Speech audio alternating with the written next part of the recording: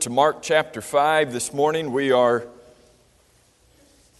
finishing a study this morning that's just been a look at various one-on-one encounters that individuals had with Jesus during His lifetime upon this earth. And we've looked at a variety of them and a variety of situations that were brought to Jesus' attention, many of whom were very serious, some of them physically ill and very serious, some of them to the point of death, some of them beyond the point of death, some of them demon-possessed. We looked at a few of those and looked at all of these different individuals who came and had a special encounter with Jesus. No doubt everybody who had any kind of encounter with Jesus would have been special. If you were there among the 5,000 who were fed with the 5 loaves and 2 fish, that would have been pretty special.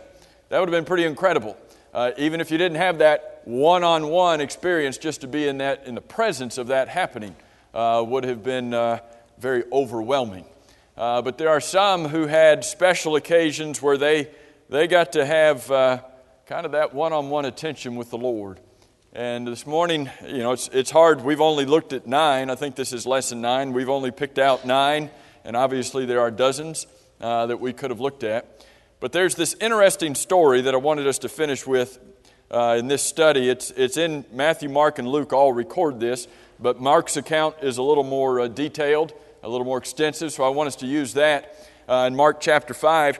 And this particular miracle is what some people call a parenthetical miracle.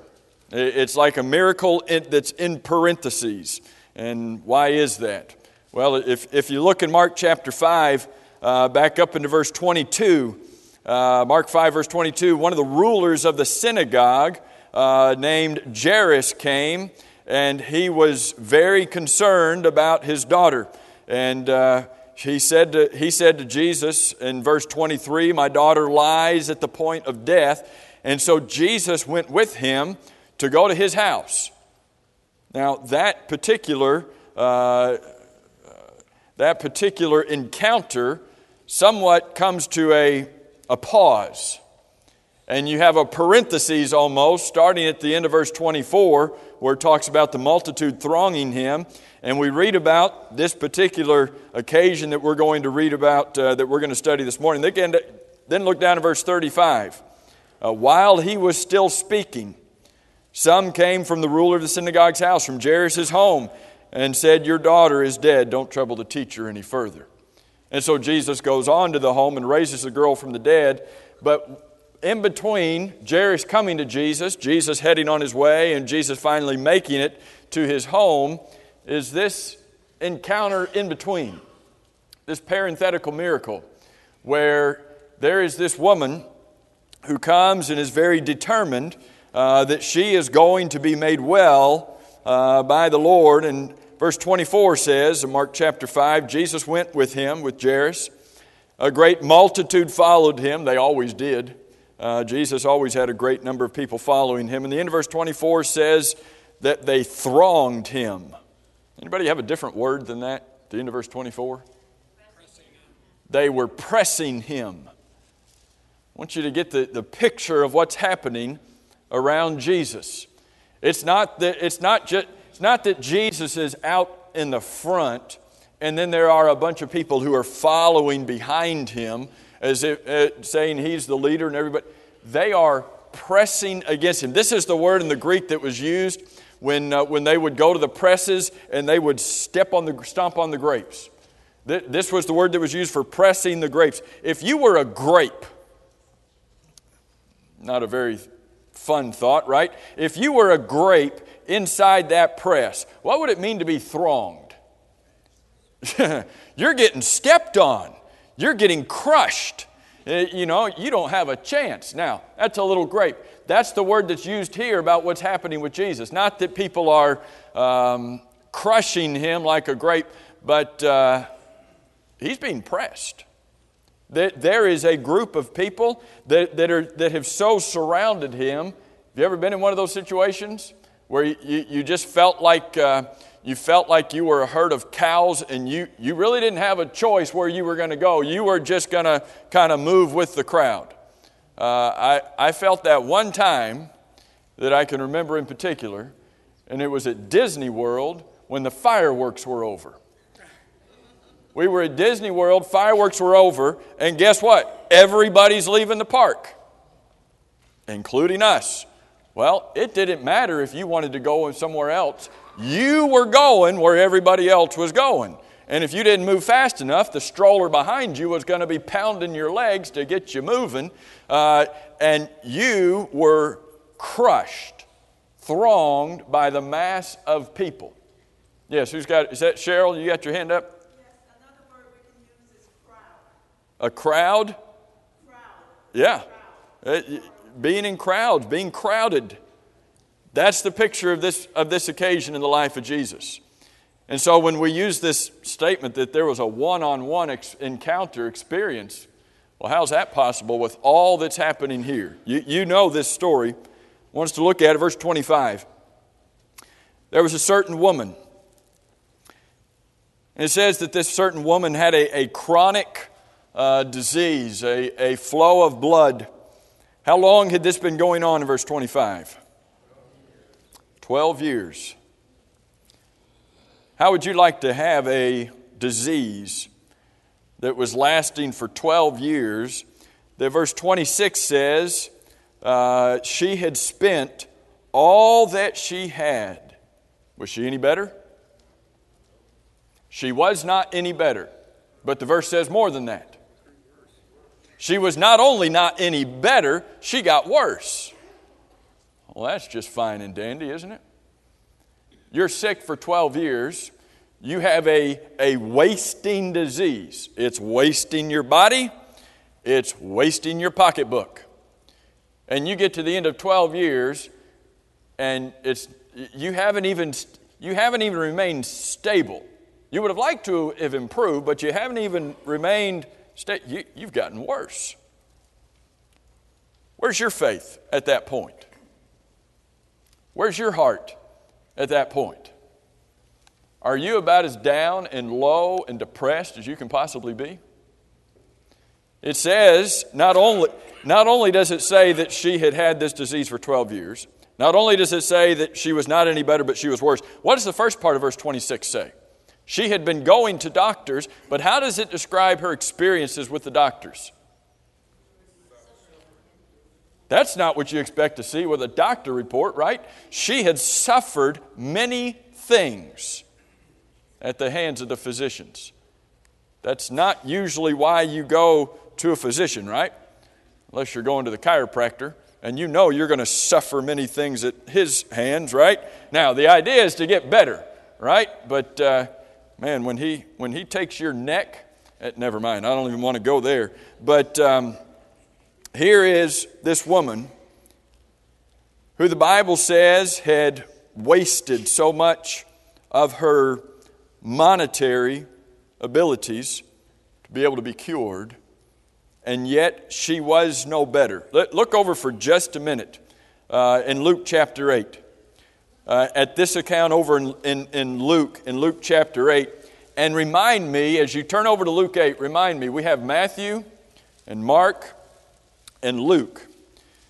And we read about this miracle in all of these, in all three of those gospel accounts. Look in Luke chapter 8, about down in verse 43, 44. Remind me what Luke was by trade. He's a physician. So imagine being Luke, and the Holy Spirit is inspiring you to write about a woman who has suffered many things at the hand of physicians.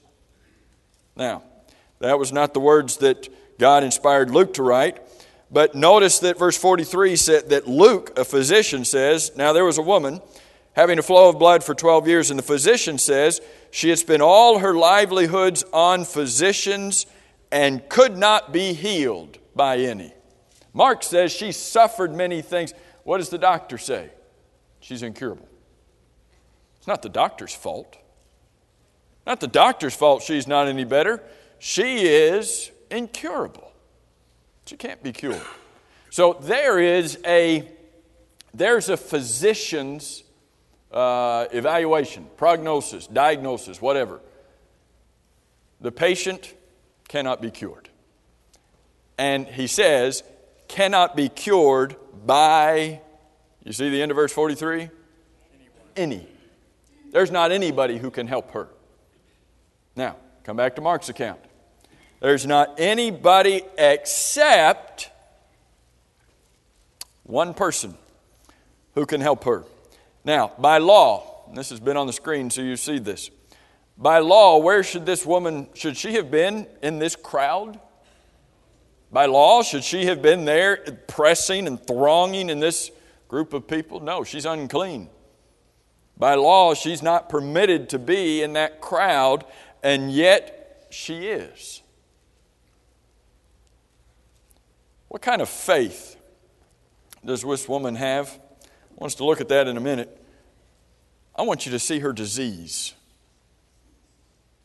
Here is a disease that cannot be cured by any man. Here is a disease that has totally wasted her away. Here is a disease that the Bible calls an affliction or a plague, depending on what translation you have. And what I want us to do this morning, we're going to look at 4 different parts of this story. This first part about looking at the woman's disease. How does this disease compare with the disease of sin? Does man still struggle with the disease today? Does man still struggle with the disease that is a chronic disease that wastes people away? Did the prodigal son, did he think that he had life all figured out? He had it all figured out, didn't he? And he went to that far off land, and what did he do? He wasted his substance with prodigal, riotous living to the point that he had absolutely nothing. I thought he had it all figured out. That's how sin works, doesn't it? That's how, what is sin? Does sin sometimes, maybe all the time, does sin take you further than you want to go? Sometimes. And when it takes you further than you want to go, does it keep you there longer than you wanted to stay?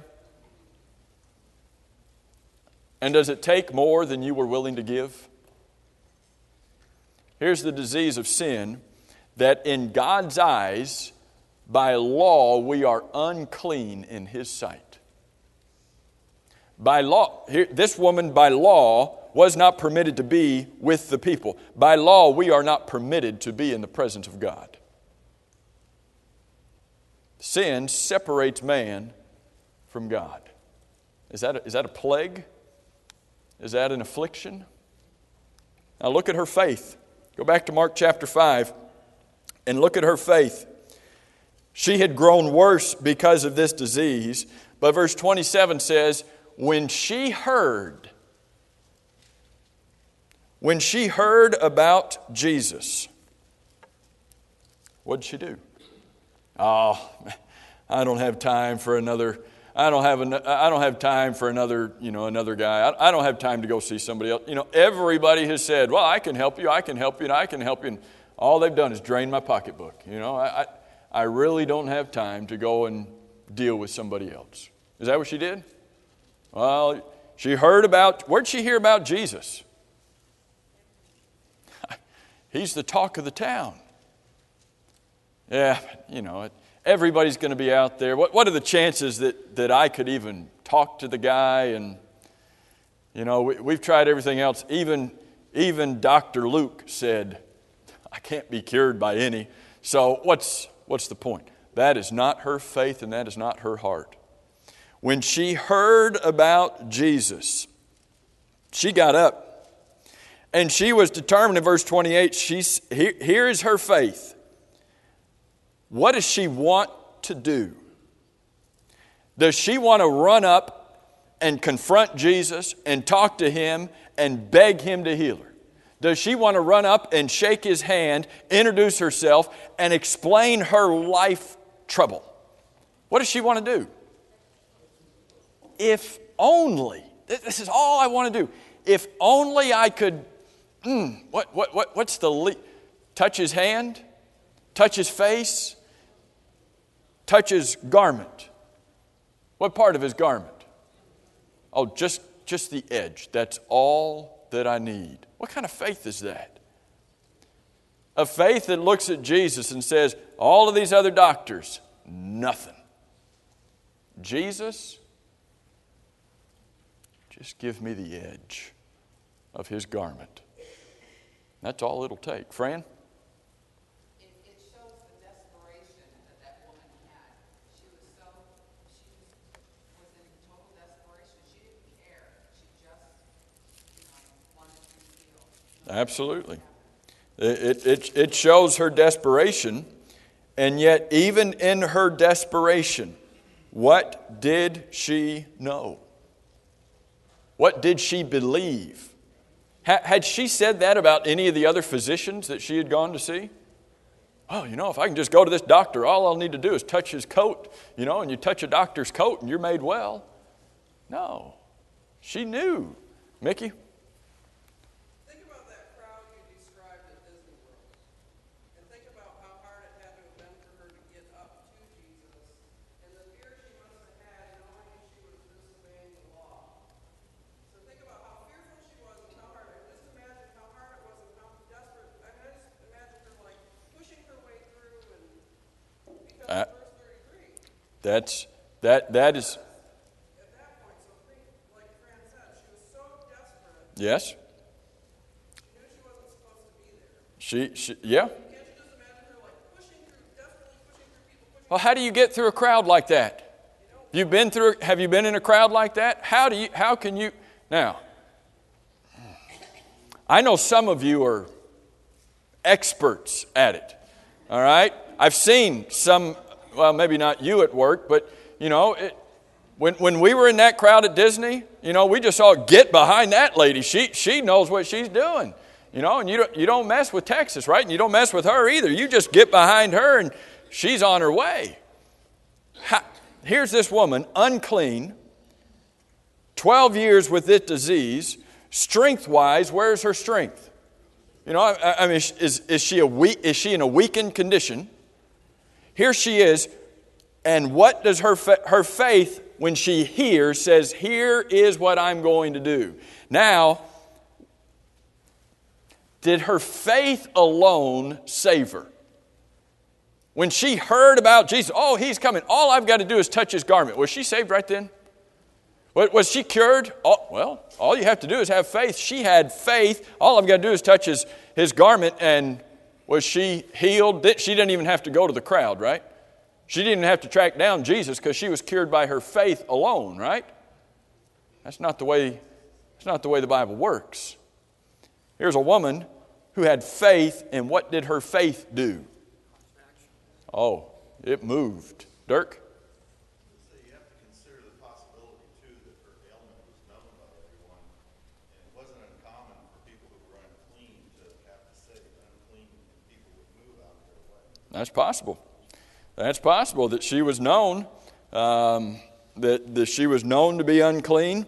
Perhaps the folks around knew that she was unclean, wouldn't have wanted to be touched by her, lest they become unclean. Maybe she parted the seas, right? Maybe she just came in saying, unclean, unclean, and everybody just bailed out and left her a highway to the Lord. I don't know.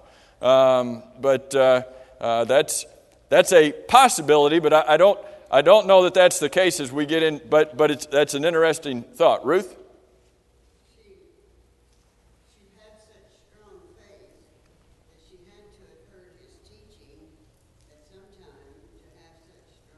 Absolutely. She had to have heard his teaching. She knew who he was, had heard his message, and had faith enough to know that he could do something. Brian? Her faith goes beyond belief. It's almost a statement of fact. Oh, absolutely. It goes beyond just, hey, I believe if I touch him, this will be whole. Yeah. She said, if I touch him, I will be made whole. That's a statement of fact. Yep. That's how strong her faith is. It Yeah. goes beyond belief, and I think that in our lives, if our faith is based on matter of fact, Mm-hmm. Mm-hmm. Be better off people. Oh, absolutely. She had confidence that said, if I may only touch his clothes, I shall be made well. And so she approached him. Look at verse 27. She came behind him. Is that humility? She didn't run up in front of him. She did not want to cause a scene. Remember, all she wanted to do was touch his garment. She came from behind him, perhaps out of embarrassment, but I would account it to humility. She touched his garment.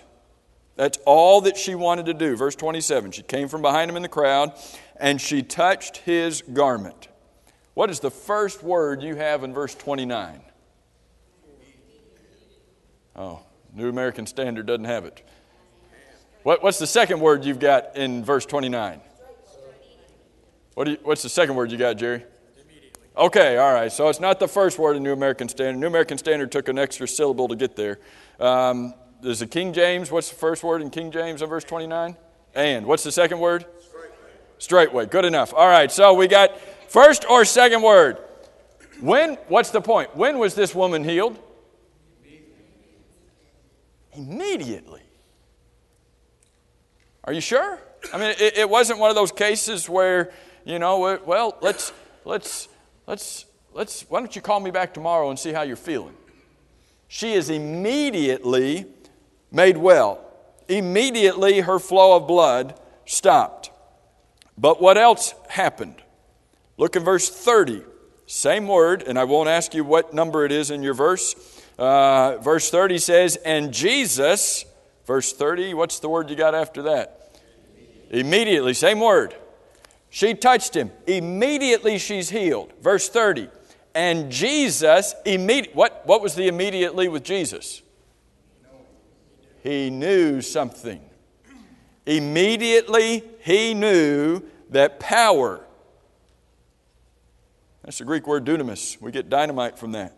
He immediately knew that power had gone out of him. How did he know that? How did he know that power had gone out of him? Did Jesus will for her to be healed? Or was it just an accident? Did she just happen to catch the garment at the right place and just get a little juice to come out of it? And whoo, nobody's going to know about this. Did Jesus will for that to happen? Now we're going to look at some more of this, but I want to stop and just for a second and talk about this faith. Do we have this kind of faith? Here is this woman who had a faith that was not going to stop her. It didn't matter what the crowds were doing. She was going to make her way to Jesus. Here's a woman who had faith that knew it wasn't going to take monumental things for that. All she needed to do was to get to his garment. Here's a woman who had faith that was a humble faith. It's not a haughty faith. It was not a beholden, I deserve this faith. All I've got to do is get there, and I shall be healed at that moment. Do we have this kind of faith? She heard about Jesus. What does Romans 10:17 say? Where does faith come from? Faith comes from hearing. How much have we heard about Jesus? Compared to what this woman had heard, how much have we heard about Jesus? How much faith do we have that no matter what's going on in our life, He can take care of it? How much faith do we have that no matter how bad the disease is of sin that is ravaging our souls, how much faith do we have He can wipe it clean? So what does this woman do? I want us to look at her confession. I love Jesus' question. I think we mentioned this last week, which made me want to teach it this week. I love Jesus' question in verse 30. Immediately he knew power had gone out of him. He turned around. He had to stop.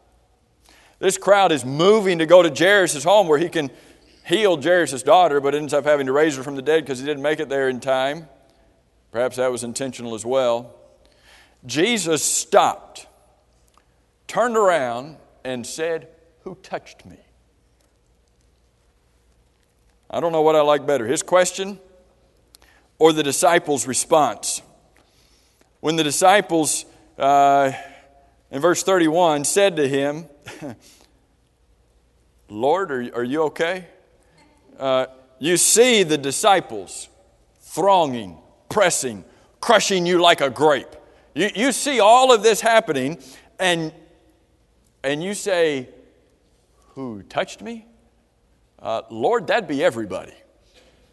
You know, Lord, it'd be him and him and him and her and him and him. Lord, it's everybody. Not only just by, this herd of cattle and everybody's just bumping into each other, but if you were there, wouldn't you have liked just to reach out and touch him anyway? I mean, not only just the random, you bump into somebody in a crowd because you're all being shoved in the same direction, but if you were that close to Jesus, wouldn't you just like to reach out and touch him and say, "Hey, I touched Jesus' shoulder today"? Lord, everybody is touching you. That's true. Everybody was touching him. So, why did Jesus ask the question? Did Jesus ask the question because he didn't know? When God came to the Garden of Eden, when God came to the Garden of Eden, back in the book of Genesis, and God, remember after Adam and Eve sinned that they were hiding? And God came to the garden and said, "Where are you?"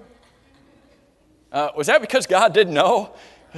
I mean, was God having a hard time with the hide-and-seek game and he was just giving up? Is it because he didn't know? After Cain killed his brother Abel and God came and said, "Where's your brother?" Is it because he didn't know? Or were these questions seeking information because God and Jesus, they didn't have the information, so why did Jesus ask the question? Mickey? It wasn't for his benefit. It's for everybody else's benefit. Stop the crowd, turn around. Who touched me? Now, everybody's like, "Well, I guess it was me. I don't know. I guess." But what does it say? Nobody was willing to admit that they had touched him. Would that have included the woman? She wasn't willing to say anything. Kathy? It was a touch of faith that she had. Yeah. And we all know with children, they know if it's a I'm in trouble touch or if it's a we're going to go get ice cream touch. Put it that way. So your kids know the difference? Huh? Oh, okay. Well, you brought it up. I just thought I would pursue it, but I won't now. Yes, it was a touch of faith. Here is a woman. Can you imagine? Can you imagine even having the thought? I've been sick for 12 years, and all I got to do is touch his garment. That's a touch of faith. Mike, do you have your hand up? It's something about confessing or professing, verbalizing it. Yeah. There's power to that as well. Absolutely. The other thing I was recognizing in the New King James version, you talked about immediately the fountain of her blood. So, Yeah. The amount of blood that she must have been. Absolutely. A great way to see it. When it says in verse 29, Mike points out that it says, immediately the fountain of her blood was dried out. How much? How much does that indicate about her disease? And how much had her body been ravaged by this to the point that the fountain of her blood was stopped up? Look in Luke's account just for a second. Over in Luke chapter 8.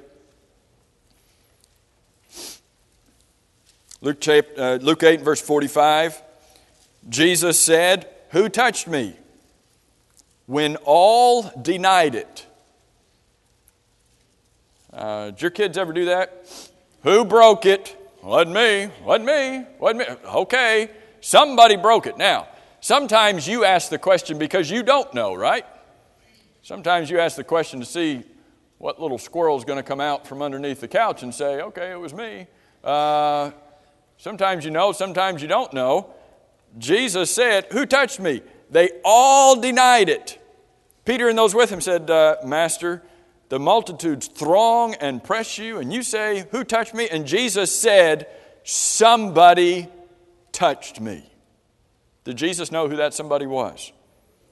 For I perceived power going out from me. Jesus knew who had touched him. This woman knew that she had touched him. This woman knew that Jesus knew that she had touched him. I perceive that power has gone out of me. And perhaps this woman, seeing that, okay, there's no sense trying to remain anonymous about this, he's got me. Now when the woman saw that she was not hidden, here's a crowd of people, she's not hidden in it.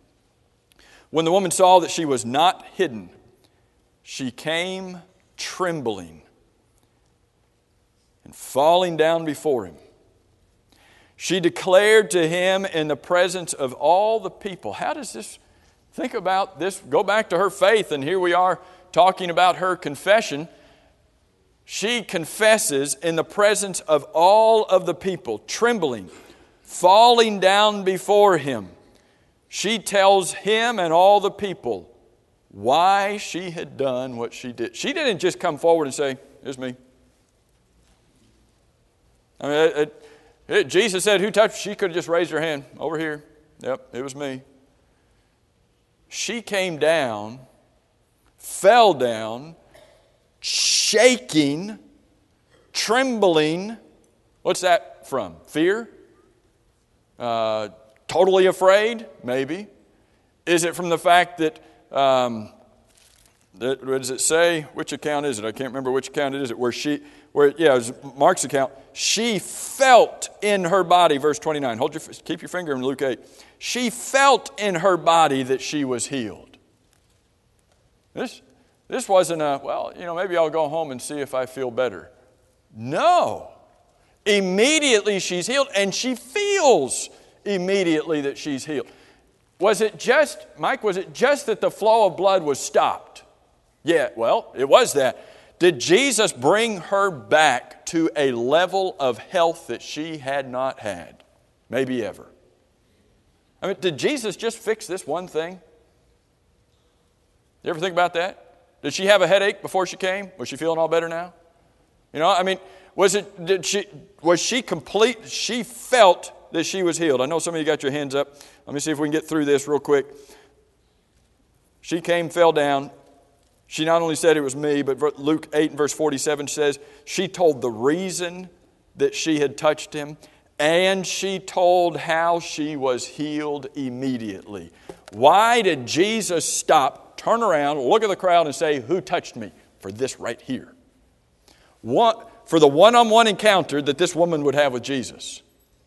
And two, for the lesson that it would teach to everybody else around. She came in humility, fell down and said, Lord, here's why I did it, and Lord, here's what happened when I touched you. What kind of impact do you think that had on the guy next to her?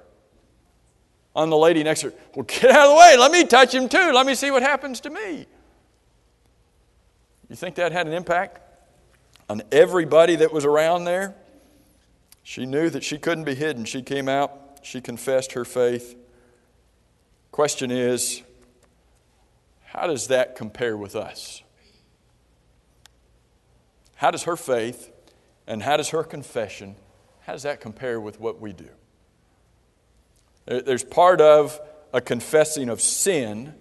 That's one type of confession. And then there is the confessing of our faith. And this woman did both.